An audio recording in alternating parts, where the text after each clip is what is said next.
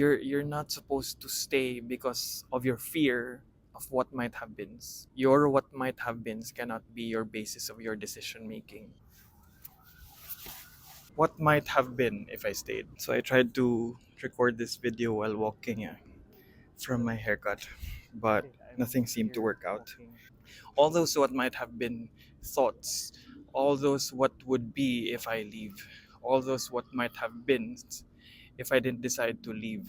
So those were things that I actually had in mind as well, preparing to leave. But when I decided to do so, taking the slow life route, I realized that I had more time to think, I had more time to reflect, I had more time to actually introspect. And because of it, I realized that there's really not any what might have been that could have held me back from leaving, from deciding to leave. Did I think about what might have been if I stayed in my long term work, more than 14 years of being there as a full time minister? Did I even think about the what might have been if I stayed?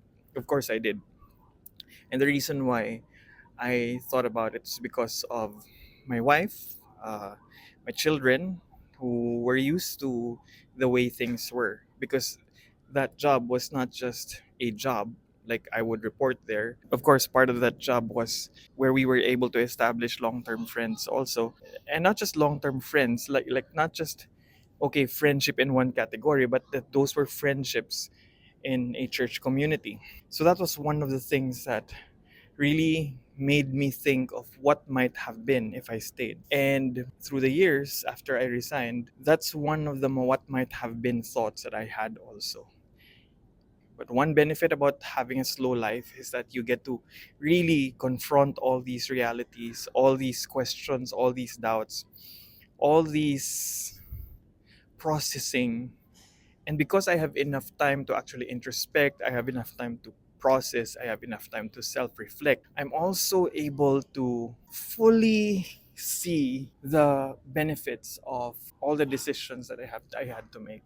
And looking back, I realized there's really not any what might have been that would have stopped me as well. I mean, now that I think about it, there's really no regret. And because of a much slower life, I'm also able to enter a space where I get to think of many ideas that would give me life, ideas that would allow me to possibly see more actualizations of what God could do in my life, through my life, in our lives as a family, through our lives as a family, and not just dictated by a certain community where you think that's the only way for God to actualize His plans and purpose for your life.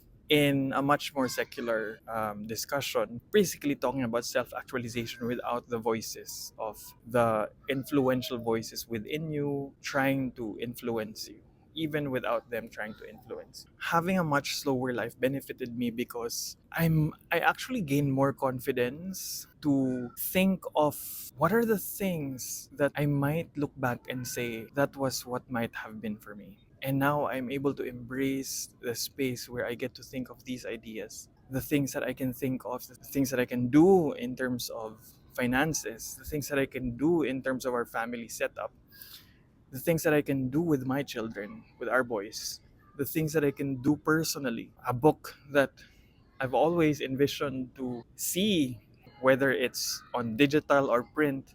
But I just know that these were visions that God has given me. And if I don't have enough space and time, just to sit down and be able to see what can be, then I might look back years from now and say, that was what might have been for me.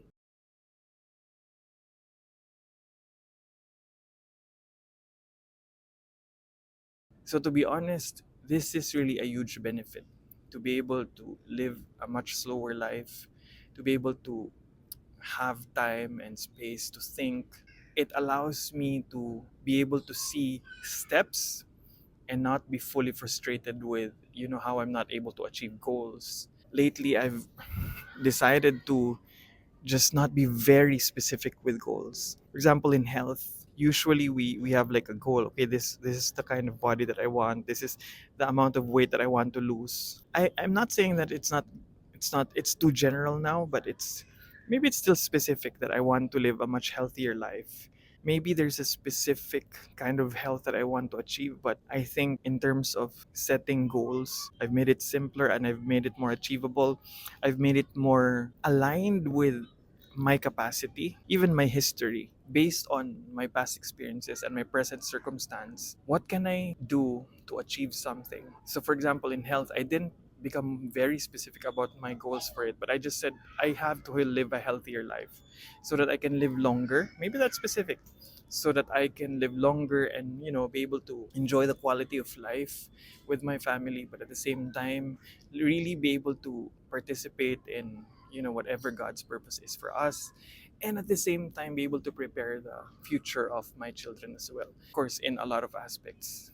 So I've decided the most feasible step that I can do right now, every day in this slower life, but that's still having a 9 to 5, 8 to 4 for me, is to achieve 2,000 steps a day, eventually 3,000, eventually 5,000 steps a day, and eventually reach 10,000 steps a day for a much healthier life. I've also started doing exercises with my two boys, and those are the steps that I've taken. Thanks to really a much slower life, I'm able to actually see these things become more possible. My mind is more relaxed to see the fruition of something that I want to plant and I want to sow. And I hope that it becomes something that you can also be able to see for yourself, that really, even with a 9 to 5, even with an 8 to 4, deciding to live a much slower life and, cutting out the fats in your priorities and really see what are my values and what are my priorities. We make our decisions from there.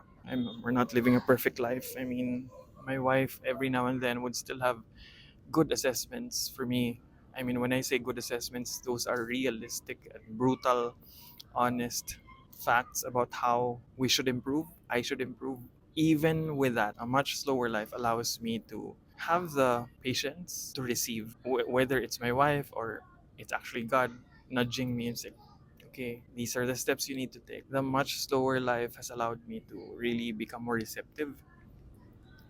You might be wondering what kind of life was I living that it feels like there's so much transition to slower living. Well, without even discussing that part, my values have changed and my priorities have changed. Even my philosophy in life, and even as a believer, as a Christian, a lot of my philosophies have changed as well. To a point that I realized I actually just really want to, live a life in a slower pace and be able to, experience the presence of God in the mundane. Doesn't have to be big.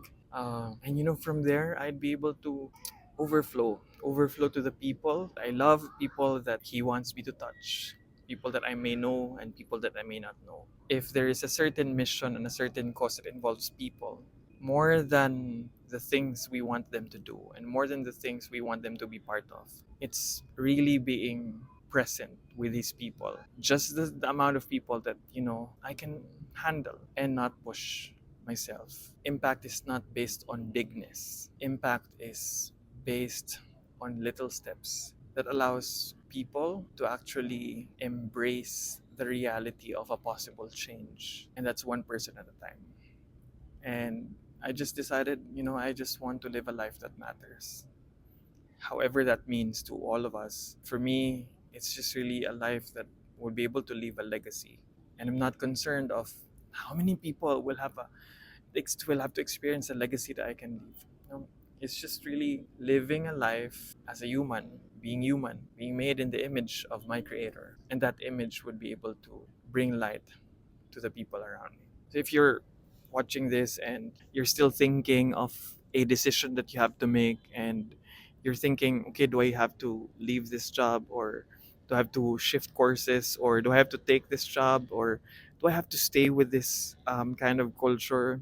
And if what's stopping you is what might have been, you're thinking, I might regret what might have been if I didn't stay, then you're actually deciding from the wrong perspective. You're not supposed to decide based on that. You're not supposed to stay because of your fear of what might have been. Whether you leave or not, there will always be what might have been, but it now depends on really your values. You would rather act on your values than not, because it's a heavier burden in terms of regret if you decided not based on values, and you will also have what might have been. Your what might have been cannot be your basis of your decision making. It's your values. It's who you are. It's who you were made for. You think you were made for. It's how you think you're supposed to take your next steps so that you can live that life that you're imagining, to be able to bring contribution to the contribution that you're also thinking of, whatever that is.